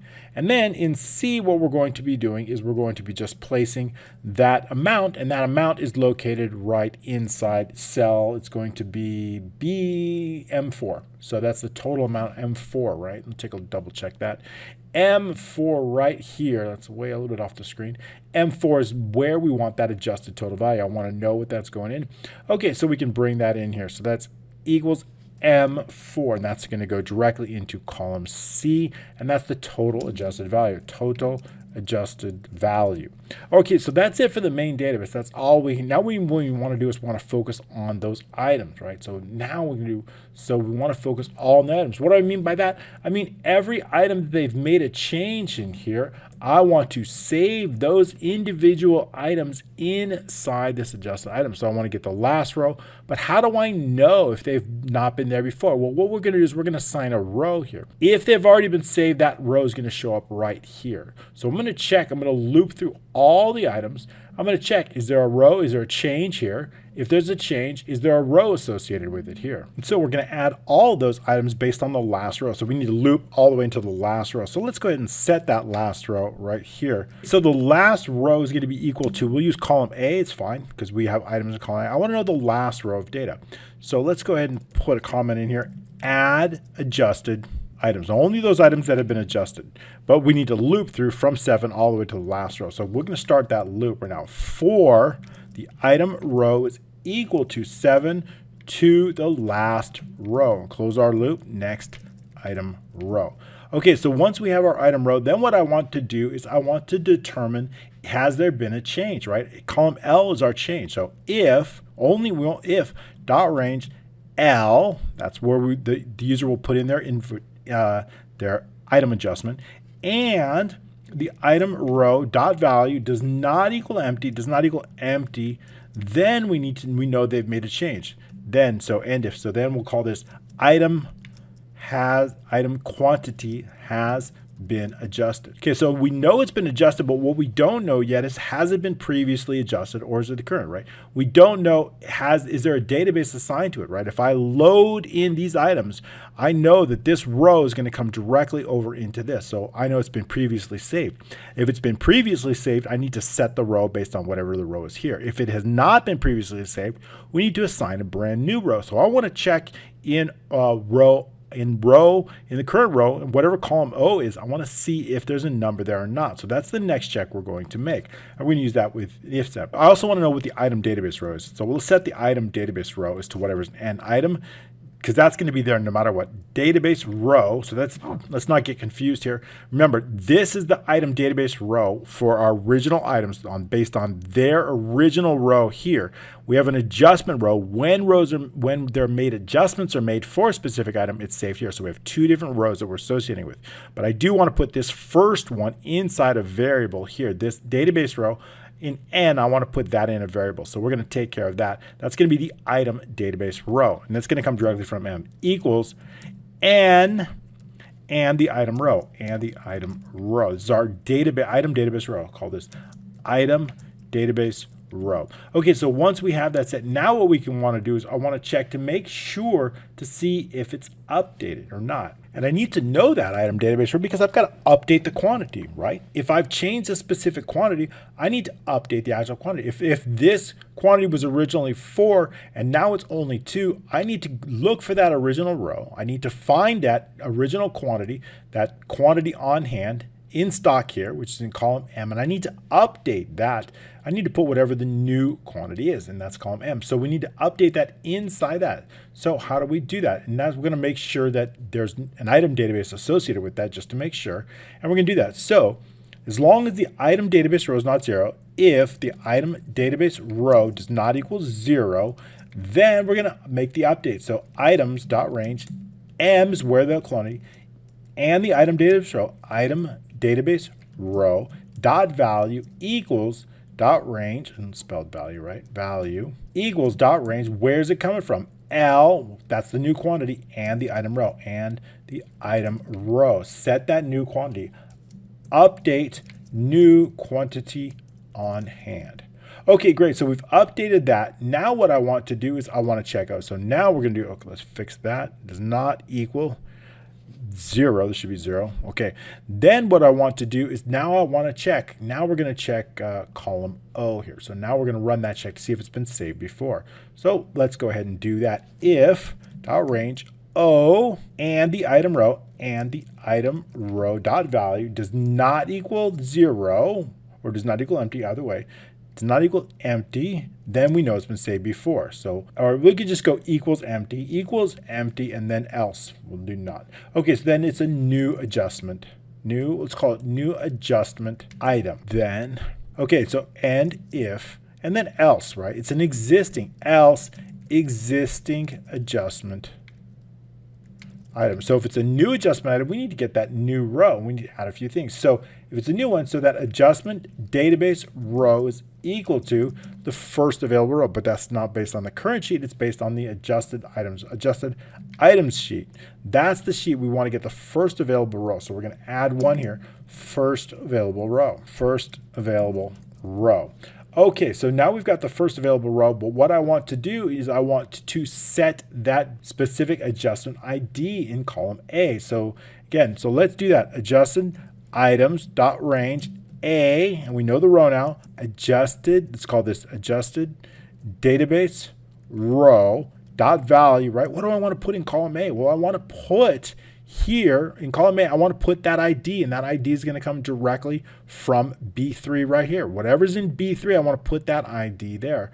So we can do that inside the code because I need to separate that when I'm loading it. I need to load it based on the ID equals dot range B3 set adjustment ID. All right, so now we've set the adjustment ID. We've got that all set up, but I also want to do is I want to make sure that we've got our brand new database row. So I'm going to take that database row and I'm going to place it directly inside O because now it's blank before, but now we're going to add it in. So we're going to put that directly in O so we can set that database row. So we can do that. All we need to do is just copy this because we know it's right here, and we're going to just place that row in there. So this is now going to equal that adjusted database row, set database row. Okay, very good. So we've set that database row right there in column O.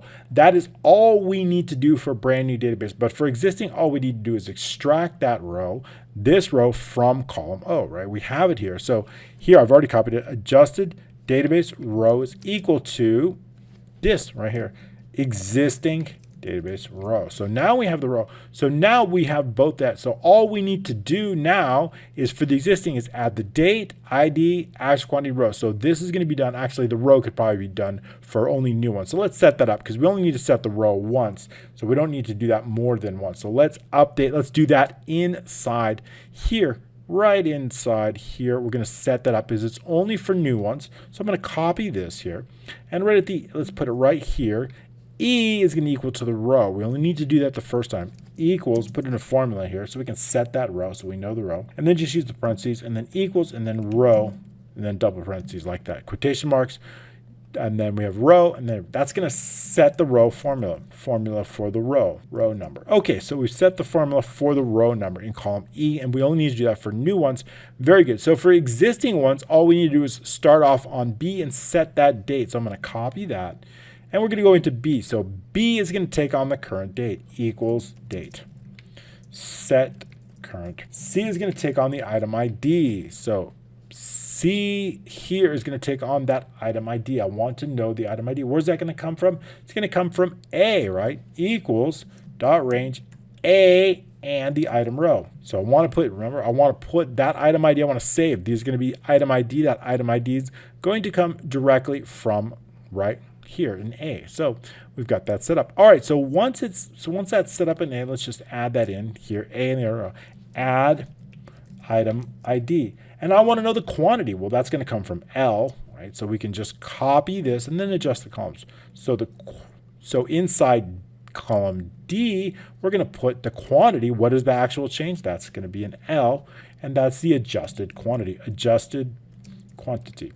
All right, the last thing is that's it, actually, because we've already added E up here, so we don't need to add E. That's it. That's all we need to do to add the items. And what we're going to do is just clear out the additional spaces. We don't need them. And then that completes our loop, and then that completes our end with. Okay, and then we'll run that code. Always going to save before running the code. And I'm just going to check to run that code, but we don't have, right? If we're going to save that as, we want to make sure it's a new transaction. We've got some quantities here. That's correct. Let's add this. Let's change that, right? And then we're going to, let's take a look. This is going to be, I'm going to delete this, right? Because I want it to be a brand new one, right? I want it to be brand new, and we have no, it's going to be brand new. We have no saved databases, and we want to assign this to a brand new. So it's going to be this macro we just created. Assign macro, and that's the one we're going to do, adjustments save. So we're going to click OK, saving our work once again, and then click save, and we'll hit choose. Okay, so now we see that item database rows 16, 17, and 18. We'll take a look at that 16, 17, and 18. Our adjustment ID is 4. That's correct. We've got the rows here. That's saved at. Inside, we've got a brand new one here. We've got the amount that got saved here. So everything looks really good. It got saved. Okay, great. But what I want to do now is I want to load that up, right? I just saved it, right? We've got 3 different adjustments there, 4 actually. So I want to be able to load these using our navigation. If we're at 4 and we go previous, I want to load 3, 2, or 1. So I want to write a macro that's going to load in whatever's. So what that means is that if, let's say 2 is here, I want to load that one, and I want to load only those items that were adjusted, and I'll load it in here. So how are we going to do that? Well, just a little bit of a code. So, but what I want to do here is I want to load all those items in. We notice we only have information, this information. We only have item ID, but I want to load all that item information, right? So if I'm going to run an advanced filter, and I want that criteria to be based on whatever's inventory B3, I want to load all of those for B2, it would be here, right? I want to load, but I only have the item ID here. I don't have all the item information, which is okay. But what I can do is I can extract that item information from our item database here. So we have it. So what we'll do is we'll create an advanced filter. We'll have the results, the item ID come here. Then all the item ID information we need. We need a picture. We need our blank, right? We need the blank. It's got to be in the same order. So we have the ID, we have the picture, we have a blank column, just like we do here. We have, starting out here, the ID, the picture, and a blank column. Then we have the name part. So I want exactly the same order, but this time we're going to extract data from here using formulas. So that's just what we did in here. Blank. Then we have the item name, the part number, the category. So what I want to do is I want to write a formula here, here, here, and all these. And I want to write a formula based on the ID here. So whatever ID is here, I want to extract the picture, or I want to extract the item name. And if you remember, we have a named range called item data, right? Item data. So what I want to do is I want to extract based on the item ID located in I4 or J4, and I'm going to extract it. So we're going to extract it, and I want what's in column 14. Well, what's in column 14 of our items? Well, that's the picture. If we click here and go column, right, it's 14, right? So if I want to extract, that's why I don't use these types of large data, because I don't know what's in 14, right? I like to use named ranges for everything, but it gets a bit much sometimes. So, right, because if I look at this formula, that's why I don't do it too often. If I look at this formula, and I don't know exactly what's in 14, but if I had a named range only for the item picture. Then I would show something like item picture, and then you would know exactly what. We would index the item picture, and then we would change this to 1. Right, so that's what we would do. So that's kind of, then we would know we're indexing the item picture. We would know exactly what we're indexing, and it would be very easy to see. So, but in this case, we have so much data. Let's escape out of there. We have so much data. We're just going to use column numbers in this case. So column numbers 14 is for picture. Item name is column number 2. 4 is for part number, and so on and so forth. So once I have these formulas are always here. Once the results come here, and the results, so our results are only item ID wherever there's headers, the actual quantity. So our results from our advanced filter will come here, and it'll come here. So only 3 columns for our advanced filter. Then what we want to do is, once we know the last row, we can bring down those formulas for all the rows. So bringing down those formulas, then we have all the data exactly where we want it. The only thing we need to make sure when we run our advanced filter, we must include the blank header, right? It's got to go all the way to F because our results contain blanks. So that's very important. Okay, so let's write that code right now so we can see exactly how that's going to work. So scrolling down here, we have inventory adjustment load. That's the macro we're going to be running. We're going to be loading it. First thing we need to make sure of is that we have a row to load, right? We have to, it's previously saved, so we need to make certain that B4 contains a row and is not blank. So if it is, if it's blank, we need to let the user know. So with inventory worksheet, if .range B4 .value equals empty, then, and you can double quote, it's the same thing, then message box, please make sure to, now, although it shouldn't happen in this, navigate to a correct adjustment. Okay, so we'll just leave it like that. That's sufficient enough, and then exit the sub. Okay, but of course we should have a value in there, so we can tie that to a variable if we want. We also want to make sure, again, I want to make sure that if B2 is true, I want to make sure that we're not loading. So what I'm going to do, again, I'm just going to copy this here, because if B2 is true, I want to make sure that we're not loading in case they want to save their changes. So I'm just going to copy that. B2 equals true, change was saved, then exit the sub. All right, so that's good. So B true. Continuing on, now what we want to do is we want to clear the contents, right? We're loading something up, so I want to clear everything out. Just like we did in the add new, we could simply run the add new, but add new, of course, is going to clear out B3, which we don't want to do. So what we can do here is just copy this here and then paste that up. So we also want to make sure B2 is false here. Copy this, but making sure that B3 is not included in that, right? We're going to have to exclude that. B3 is very important. B3 is going to dictate what our row is. So clearing that out, clearing everything but B3, very important, right? B3 is our ID. We cannot clear that out, right? If I clear that out, then so there goes B4. So that's important. We want to keep that in there. So moving on, so we've cleared everything out. Now we set B2. Now what I want to do is I want to loop. I want to run our advanced filter, but to do that, we need to get the last row. Okay, so we're pretty much done for just a bit with our inventory worksheet. Now we want to put the focus back on our adjustment items, right? So that's the sheet we're going to focus on with adjusted items. This, we're going to get the last row, so we can run it. So the last row of this is simply equal to, based on that, so it's the last row of data. So if that last row of data is less than 3, then we know to exit the sub out. Okay, assuming that we have value, what we want to do is I want to then run our advanced filter. So to do that, we can do advanced filter. We're going to run that advanced filter. It's going to be basic. And remember, I said we have to include that blank column. We're going to go all the way to F. A2 all the way through F. Our criteria is going to be H2 through H3. So let's write that up right now. So our criteria, last row is going to go to F for our original data. We're going to have our criteria H2 through H3 here. Then what we want, our original data, right, it's going to have to come all the way from J3, we're focused on 3 this time, all the way through T3. J3 through T3 is where we want those results to appear. So J3 here all the way through T3. Okay, and we want unique to be true. So J3 through T3. Now that we have that come up, what I want to do is determine the last results row. So the last results row is equal to, of course, it's going to be based on column J. So we're going to set this to column J. I want to get the last results row. If the last results row, of course, is less than 4 in this case, we want to make sure that we're going to exit the side. That means there would be no data. So last results are less than 4. All right, assuming that we have data, what I want to do is then I want to bring down those formulas, right? So all we've done is bring this in and these 3 columns in. But now what I want to do is bring down the formulas. So we're going to base it on our last results row. So we could write just one line of code to do just that. Okay, so how's it going to be? So we're going to go dot range. In this case, we're going to use column K as our first column, K4 through, all the way through. R is the last one. Then what we want to do is and the last results row. And the last result row. It's not value, it's formula, right? Dot formula equals, where's all our formulas located? K through R2. Dot range K2 through R2. That's, again, not value, but formulas.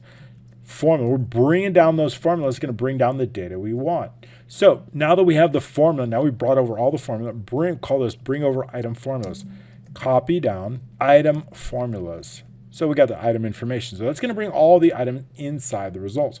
Once we have that, we want to make sure that we're going to bring it over into our worksheet, right? So here I want to bring it all over. But first thing what I want to do is I want to make sure that we're bringing everything over, bring in those item details. So I'm going to bring in everything all the way from here, all the way to, let's say, R, all the way here. So what is this 1 here? This is our quantity in stock. So I'm going to bring it all the way from the ID to the quantity in stock. And I'm going to bring it directly inside here, starting in column A, all the way through column I. So let's write that up inside the code. Now, of course, we have to call out that specific sheet. So the inventory worksheet dot range A7 is our first row, A7 all the way through I and the last result row. Remember, this one we're starting at 4. Our results start on 4 here. Our results start on 7 here. So we need to add 3. So plus 3 on that. Dot value is equal to dot range. Where's it coming from? Let's double check. It's coming from all the way from J4 here all the way through R in the last result row. So we're going to bring that over there. Okay, so equals J4 through R and the last result row. So that's going to bring over all the item details. Once we have that, now what I want to do is, again, I want to bring down those barcode formulas just like we did before, and I want to also bring the actual quantity. So I want to bring those formulas just as we did before. Remember, we brought those formulas all the way over here. So let's write that up again. So the invoice worksheet dot range, it's going to be from J7 through M, J7 through M, and the last result, again, last result row plus 3, dot formula equals, dot range, where's it located? In row 5, J5 through M5, J5 through M5. Bringing down those formulas. We need to bring those formulas, dot formula. Okay, and those are for, remember, the barcode formula and also the total formula. So we need that. So that's a bring over barcode and value adjustment formulas. Okay, so we have both of those. So once we write, all we did here in that line of code was we simply copied the formula, our hidden formula that's located right here inside J4, and our hidden formula that's located right here. So bringing those over and bringing those down, that's going to put our barcode and any adjustments. Now all we need to do is bring in the other information that we have. We just have a little bit. This database row, we need to bring in the database row, and I need to bring in the item row. So let's continue on with the code. So continuing on, so now we're going to focus on L7. I also want to bring in the actual quantity, right? We've only brought in so far, right? We skipped this. We only brought in, so we're going to bring in the actual quantity and the row. So that's going to be L through S, bringing it from L to S. Let's go ahead and we can just copy this over here and then make the adjustments inside the code. So this time we're bringing over the actual quantity. So we're going to call this the actual quantity. And right, the original is that located quantity in stock here, right? I want to bring in the actual quantity from S. That's going to come from S right here. And S and S. Okay, so S4 all the way S, and it's going to come directly into L, right? L is our column inside our worksheet there. That's where we want the actual quantity to appear, so L. And then lastly, what we want to do is we want the adjustment item row. So I'm going to copy that, paste that in once more.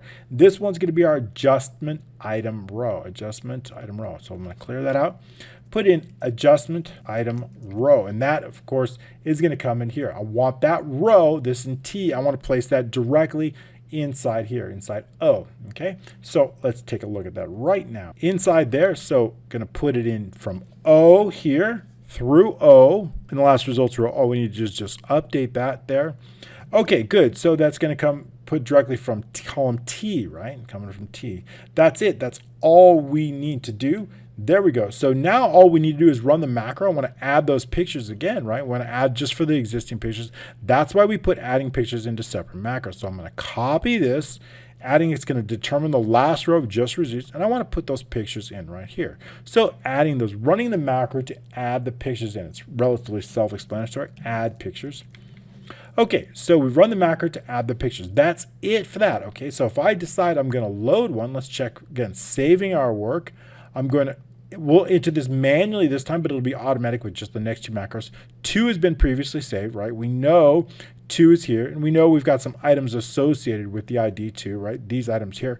So all I need to do is just run this macro, and I'll run it just by running the play, and then we'll see if there's any issues, and then we'll fix those. And it says changes have been made. Do we want to save those changes? No, we don't want. We don't. Are you sure you want to clear these changes without saving? Yes, I do. And then we'll run it. Okay, good. So that's exactly what we've done. We've run the barcode here. I think we need to update this here.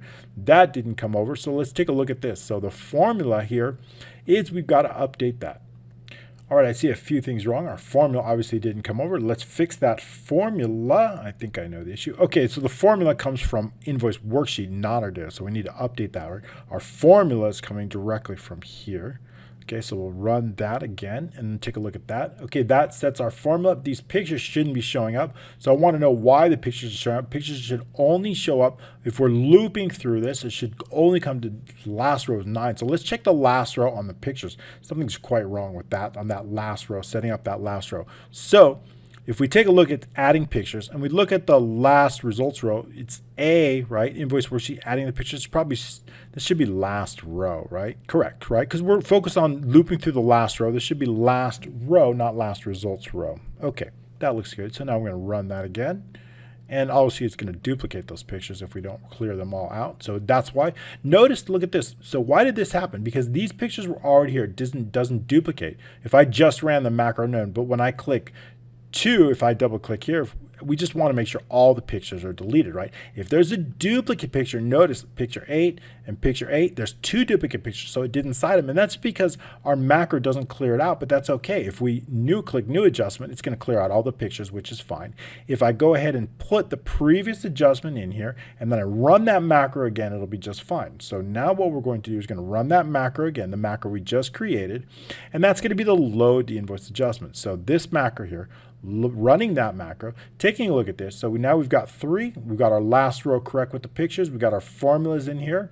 Our formulas, this didn't change in quantity, so there's no value. Okay, I like that. It's loading great, but we don't want to run the macro. I want to run that macro when they click previous or next. That's when I want to load in. So basically when they click previous, what I want to do is I just want to reduce whatever the adjustment ID is here and load that one. So if they go from 2, they go to 1, or if they go to next, they go from 2 to 3, assuming that they're values. So it is these 2 buttons, that last one we're going to write, that's actually going to load that previous adjustment. So let's write in that right now. 2 very, very easy macros. So previous and next are the last 2 macros. Oh, then we of course have to print it, but that's a very one. So we're going to focus on that one, the previous one. First thing what I want to do is I want to get the adjustment ID, whatever's in that. We're going to set that with, of course, with Invoice Worksheet, okay?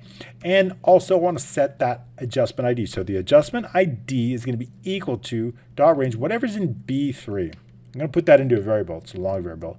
Adjustment ID, adjustment ID. Okay, once we have that, what I want to do is I want to check if it's 0. If the adjustment ID is 0, why would it be 0? If they're adding a new one, it could be 0. ID equals 0. Then what do I want to do? then, well, I want to go to the last one. If they're going to previous, right, I want to go to the last one. What does that mean? Okay, so let's say they do a new adjustment. There's nothing here in B3.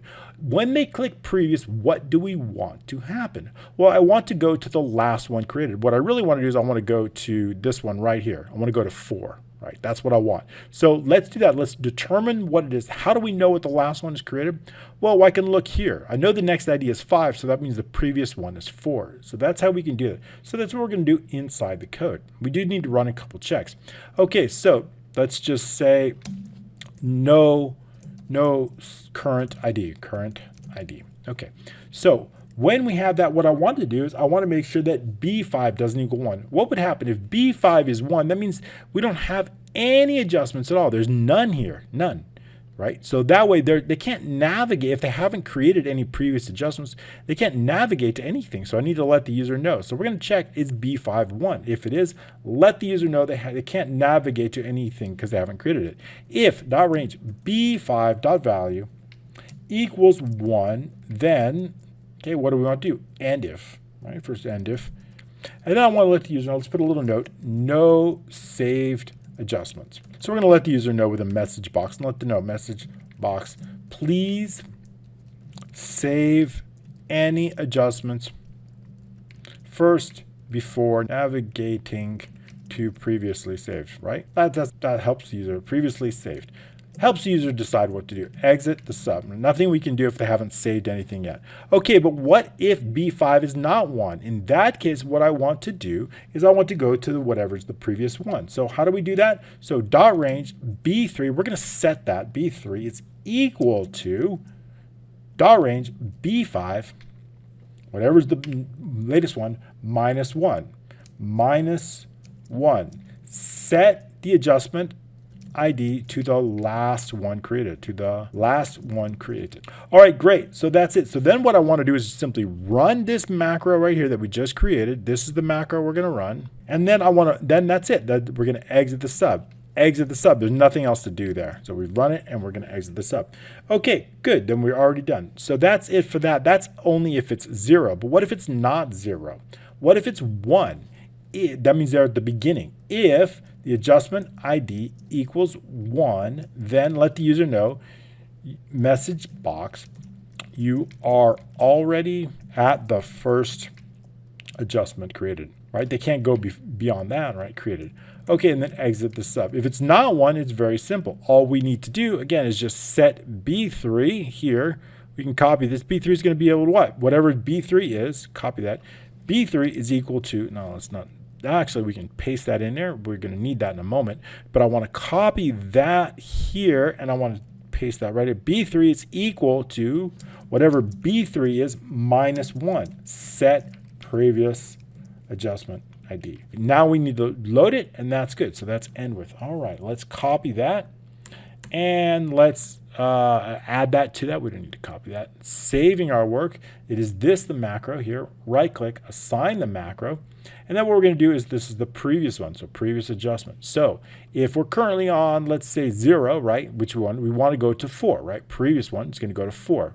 Previous is going to go to 3, 2, 1. And then the last one is going to get a message saying we are on the first one.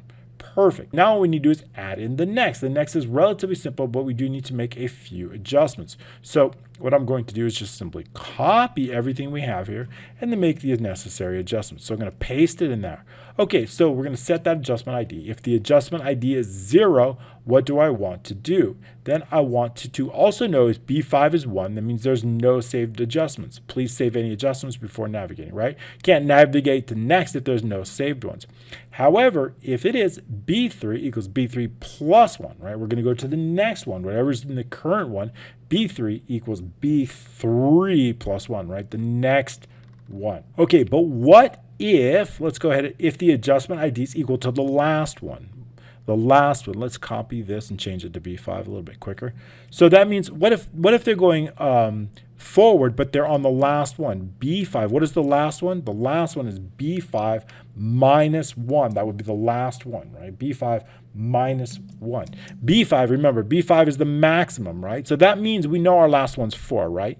So what if they're already on 4? What if they go they go all the way on. They can't go beyond 4 because we haven't created a number 5 yet. So we need to let the user know. So if B5 minus, if the adjustment equals B5 minus 1, you're already at the last, right? Change that to last. The last adjustment, last adjustment created. Okay, and exit the sub. So we know that. Okay, otherwise, B3 equals B3 plus 1. Set the next, and we'll change this to next, not the previous. That's it, next adjustment ID. Okay, and then run the macro inventory load. Okay, saving our work here. And then what we'll do is now we can assign that macro to the next button. And then we'll click assign macro. And we'll just save this to the next. Okay, very good. Next adjustment. Okay, so adding that in here. So now we're navigating here to 2, to 3, to 4. And we get to the last one, and it's going to let us know we're at the last one. Perfect. All we do, the last macro, print the worksheet. That's it. Print that inventory worksheet. We're going to base it on a dynamic row. I want to include starting at D5 and all the way to the last row. So we're going to set that print range dynamically within the code. So that's the first thing that we're going to do inside there. All right, so the print invoice. So all we need to do is set that print range, and then we'll be up to date on that. Pretty easy. So first of all, I want to get the last row. What is that last row? That last row is equal to, you can use A99. We're going to get the last row. Of course, we need to set the worksheet, right? So we can do with invoice worksheet. Okay, and then we'll just make sure that that last row fits in there, although we probably don't necessarily need the with in this case. We could easily add the sheet. Okay, so once we've added the sheet, if I want to make sure that it contains data. So if the last row is less than 7, then let the user know message box, there's no data. Please make sure to add items before printing the worksheet. Okay, great. And then exit the sub, right? There's no data, they can't continue on. Assuming that there is data, all we want to do is we want to set the page print area. So the page setup dot print area is going to be equal to, what is it? What are we starting out? Well, I basically want to go from D5 all the way to, let's say, the actual quantity. So they can write that in all the way through column L. So let's write that in. So D through L in the last row. So it's going to be able to use the absolute D, and then here all the way through 7 through 7 through, and then we'll go L, right? But we don't know the last row, L, $sign, and the last row, which is dynamic, okay? So that's it. That's the set of the print area. The rest of this is just a printout. So we're going to print it out. Let's raise that up a little bit so you can see it. Print out. Okay, so what are we going to print out from? We don't necessarily want to set any pages, so we can just tab over that. Comma 2. We don't necessarily make copies. Do we want to preview it? I would say no, we don't want to preview that, right? We want to, let's set it to the active printer. Yes, so that's true. We want to set that whatever the active printer is. Then print to file, no, we'll false, collate, no. Print to file name, no, we'll just no file name. And ignore print areas, false. We want to make sure we maintain the print areas. Okay, so that looks pretty good. That's pretty much it. So now what I'm going to do is just copy this, right? And then we're going to assign it to that button that we created. Okay, so print the worksheet here, right click, assign the macro, paste in that, and click OK. And again, always saving our work before we run the macros. And then print that worksheet. It's going to print to that default printer. Right here it is. And taking a look at that, my Snagit is my default printer, so let's minimize that. And we can see what that looks like. Okay, I like that. That's looking pretty good. We'll bring that down here so we can see what it looks like. That is the page. So let's set up there. I think we need to make sure that we've set up, I want that header row to show up. So let's update that. That header row, very, very important, right? We want that header row. I want to make sure that we're including D5. D5 is the correct row. So let's update that range right there. D7 should be D5 here. There we go. Running that macro once again because I want to make sure that that header row comes in there. Print that worksheet, making sure that we put that header row. Okay, that looks nice. There we go. So we've got that there, and we'll reduce that so you can see it all here. Very good. So we've printed it out, and nice. So we've got all our updates. We've got our actual quantity here if we want, but probably going to do a new one. So let's do new adjustment here, getting all that data in here, printing that worksheet so we're going to have 2 pages in this case. And then we got to print. All right, let's take a look. That looks really nice. So they can now write in their actual quantity. We've got all the barcodes that can be scanned in. Very, very cool. This has been a really fantastic training from scratch. I hope you like these. Some are going to be from scratch if they're relatively easy like this one. Some will be of course, going through the code step by step. I appreciate all of your patience. Thank you for joining me with these long trainings, and I can't wait to see you next week. Don't forget, if you want to support us, I've got 200 of my best templates now available for you. You can click the link down below. It's just $77, a great deal. Thank you so much, and we'll see you next week.